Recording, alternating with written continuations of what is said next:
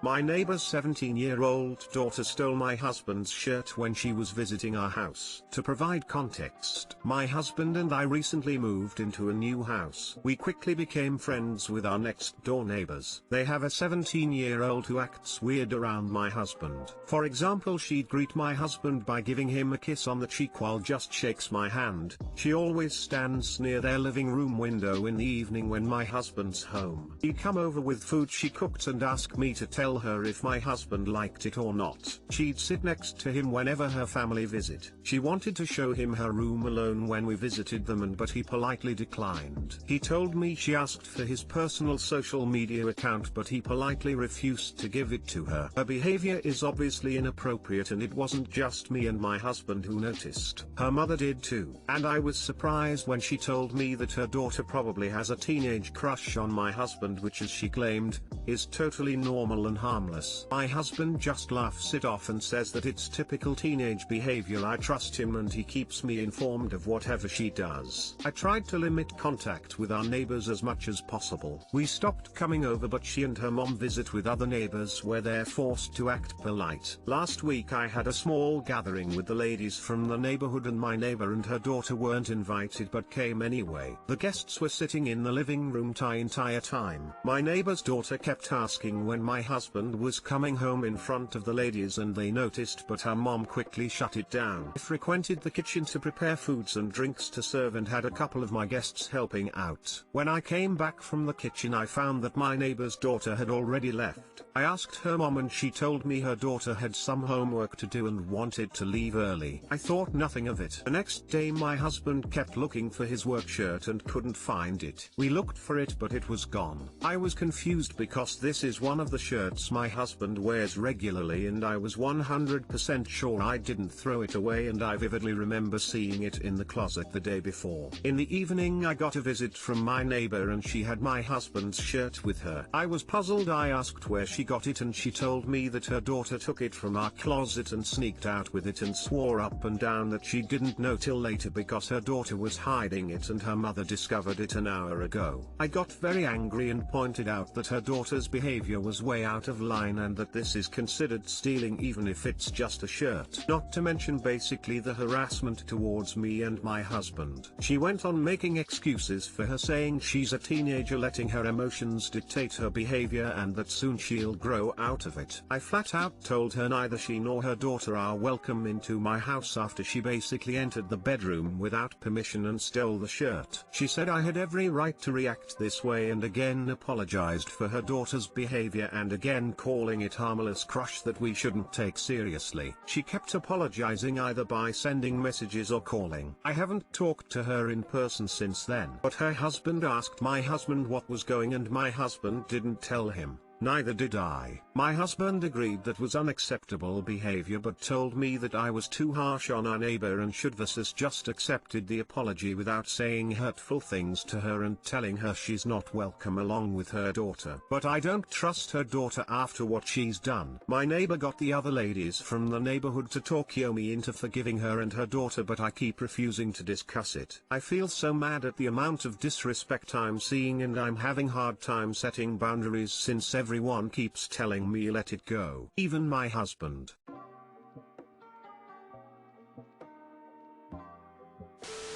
Cut this off now. What she did isn't harmless and her mother is excusing it. You and your husband need to be a united front. Tell the father about his daughter's troubling behavior, including the theft, and that you expect it to stop. It sounds like she's weaving a romance in her mind. This isn't safe for your husband. He should never be alone with her. Mother and daughter came uninvited to your gathering. I can see why the girl doesn't respect boundaries. Oh no, my daughter has a harmless teenage crush on your husband and she stole his shirt but she doesn't know what she's doing, she's only 17 blah blah. Bitch, she tried to hide the shirt. She knew exactly what she was doing. She's obsessed. You need to make sure your husband has zero contact with her and is never alone with her. She'll probably try to seduce him next and may cry rape or sexual assault when he rejects her. Also, cameras are your best friend now. Install them everywhere, inside and out. She's 17, not 5. It's very alarming that her mother is treating her like a toddler and refusing to have her accept responsibility for anything.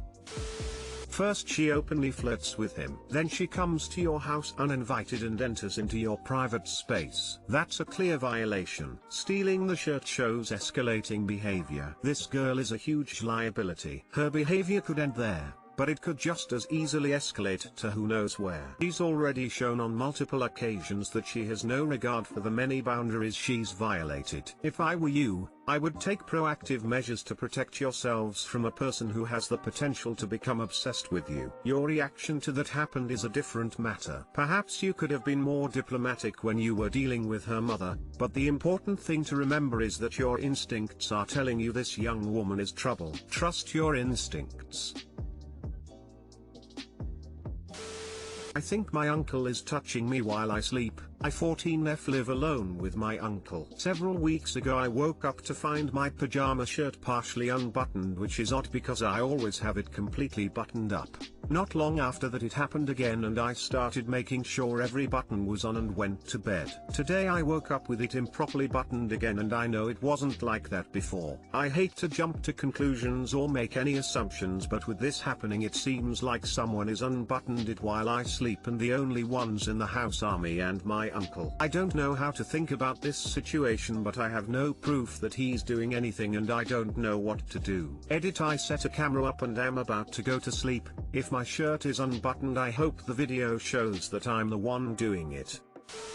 Everything I would say has already been said below, so I just want to say I hope you're okay. I seriously hope that if I record myself asleep I don't see him doing anything to me.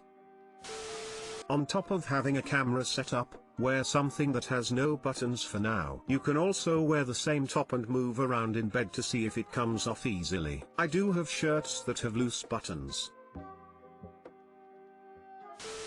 Anything I go to sleep in comes off by morning. I don't know when it happens, I just do it. Still set up a camera. Put some tape over the camera light and hide it somewhere. Take it out of your case and put the case face down as a decoy so it looks like your phone is on the floor/table at a glance.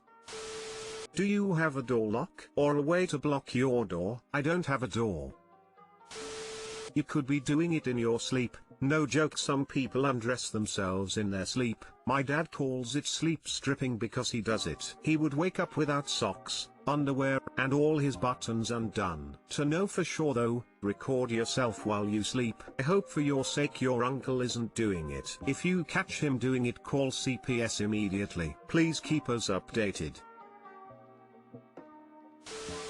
My wheelchair-bound brother's wife left him crying inside the bathroom on Father's Day after she told him he wasn't a father for causing his son's death in an accident in 2019. My M27 brother M35 lost his son in 2019 in a car accident. My brother was driving after being unable to sleep for 2 nights because of work. He was picking his son up from my parents' house and he ended up getting into an accident that killed his son and left him, my brother, with a spinal cord injury.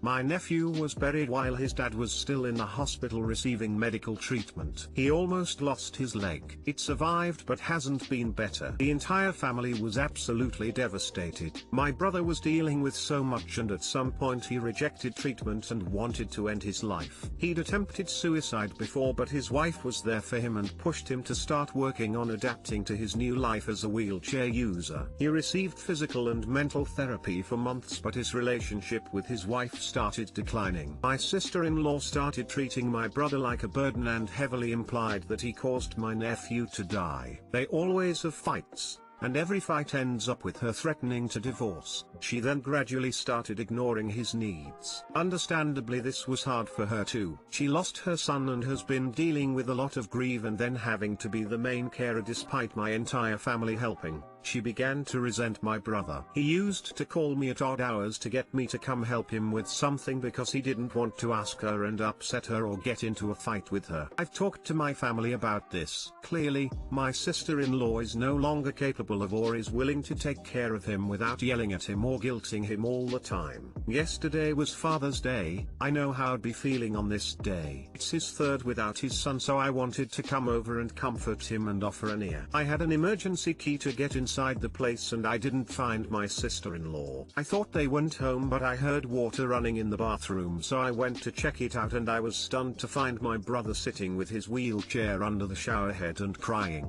It was an absolute gut-wrenching scene. I ran inside to get him out. I kept asking why he was there and where his wife was. He refused to talk, but something must have happened between him and his wife. I helped him change and I called my sister-in-law, but she didn't respond. I waited for my brother to calm down and he started venting to me about the argument he had with his wife, telling him abusive things like how he isn't a father and Father's Day should no longer mean anything to him. Basically hurtful and guilt-tripping words that no grieving father should ever hear, much less on Father's Day. It was infuriating to hear. I was honest and told him his wife is vile. The way I see it, their marriage is over at this point and has been for a while, but my brother denies it and refuses to admit he's no longer in a healthy, loving household.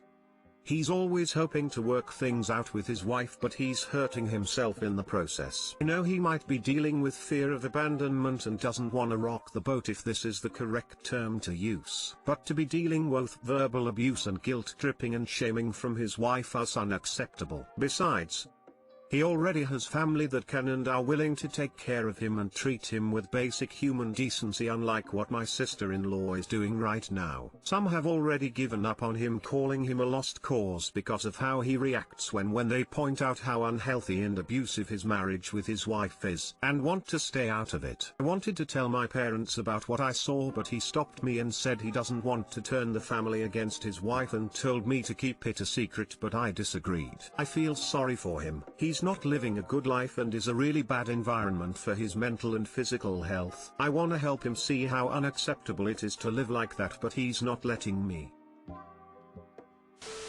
Part of me thinks that your brother has survivor's guilt and is trying to punish himself by staying in an abusive marriage. His wife is not going to be able to recover emotionally as well, because there is the possibility that your brother lets/possibly encourages her to take her rage out on him for the death of their son, again due to his immense guilt. I'm so sorry you're in this position, Op. Try your best to do an intervention in your brother. He needs to get out of the situation. I understand he probably is doing this on purpose to punish himself, but this is really bad physically and mentally. Take him out of that house and out of the marriage ASAP before it escalates into something even worse. Honestly, I would tell him he needs to come stay with you, just for a week. Frame it as just a break from each other, give her a break from caretaking, give him a break from the stress. It lasts as long as it needs to. These two people have been through the worst life can offer. The loss of a child is devastating. Lying on the floor face down, sobbing, heart ripped out of your chest, devastating. Even if their son had lived. Paralysis is a terrible accident with a big toll on a marriage. It's expensive and it creates the dynamic of the other spouse being a full-time caretaker. It's been 3 years, but the effects are in their faces every second of every day. The fact that it was a preventable accident makes their emotions run so much higher. The horrible questions your brain might bring if you were in that situation. Did she mention to him that morning to call her if he was too tired to drive? Was she so busy she didn't even notice he had been up for 2 days? Why didn't he pull off the road and call someone? These questions hurt to even write down. If this was a normal loving relationship before the accident, it may really only need some space to heal before it can work. And you may very well be right, it may be over. But really, I think the best thing you can do is to give them that space and let them figure it out.